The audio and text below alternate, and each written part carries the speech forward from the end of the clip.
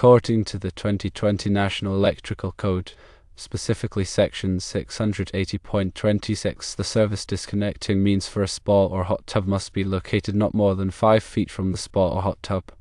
However, there is an exception to this rule.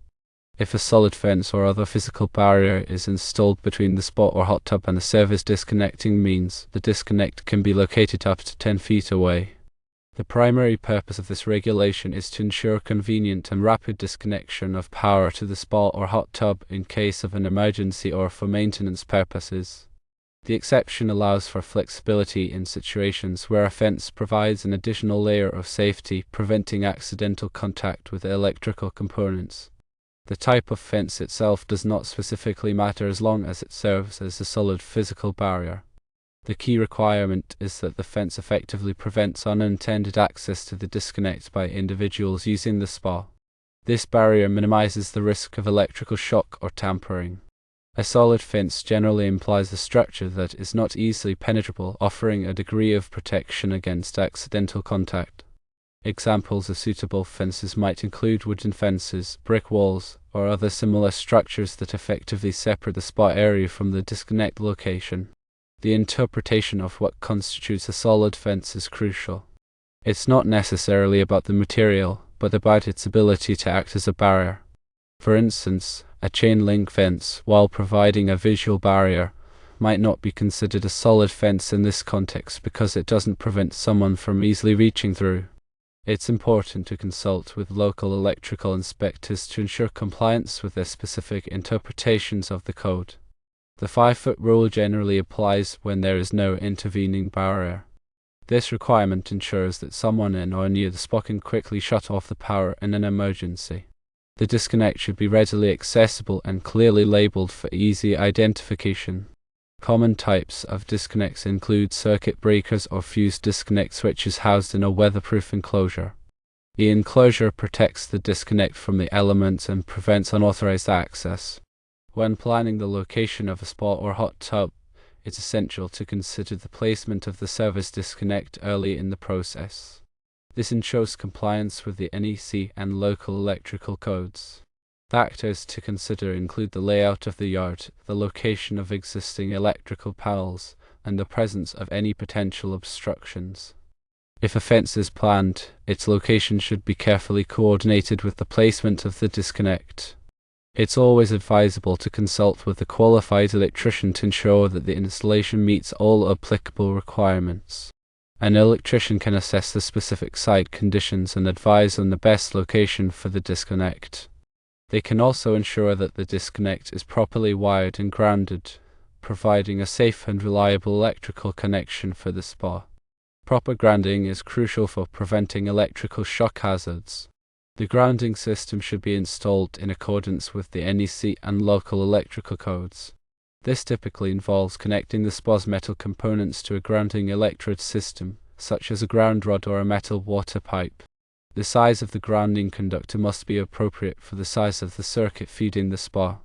In addition to the service disconnect, it's also important to install a ground fault circuit interrupter, or GFCI, to protect against electrical shock.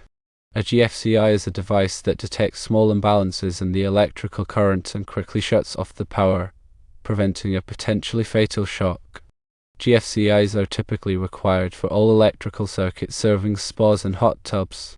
They can be installed in the main electrical panel or in a dedicated enclosure near the spa. Regular testing of the GFCI is recommended to ensure that it is functioning properly. This can be done by pressing the test button on the GFCI. If the GFCI trips, it indicates that it is working correctly. If it does not trip, it should be replaced. The NEC also includes requirements for the wiring methods used to supply power to spas and hot tubs. The wiring must be suitable for wet locations and must be protected from physical damage. Conduit is often used to protect the wiring from damage. The size of the conductors must be appropriate for the load. It's important to calculate the load correctly to ensure that the wiring is not overloaded. Overloaded wiring can overheat and cause a fire.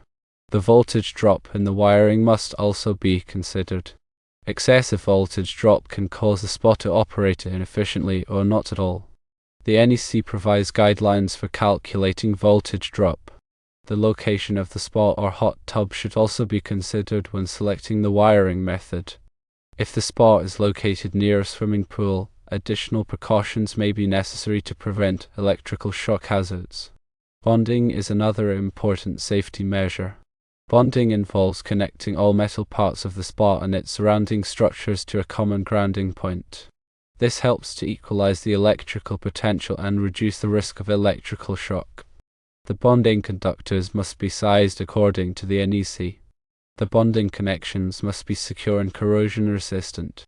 Regular inspections of the electrical system are recommended to ensure that it is in good condition. Any damaged or deteriorated components should be replaced immediately. It's also important to keep the area around the spa clear of obstructions. This will allow for easy access to the disconnect and other electrical components. The NEC is updated every 3 years, so it's important to stay current with the latest requirements. Local electrical codes may also have additional requirements. Consulting with a qualified electrician is the best way to ensure compliance with all applicable codes. Remember that working with electricity can be dangerous, so it's important to take precautions. Always turn off the power before working on any electrical components. Wear appropriate personal protective equipment, such as rubber gloves and safety glasses. If you are not comfortable working with electricity, hire a qualified electrician. Failure to comply with the NEC and local electrical codes can result in fines, penalties, and potentially dangerous situations. Safety should always be the top priority when installing and maintaining spas and hot tubs.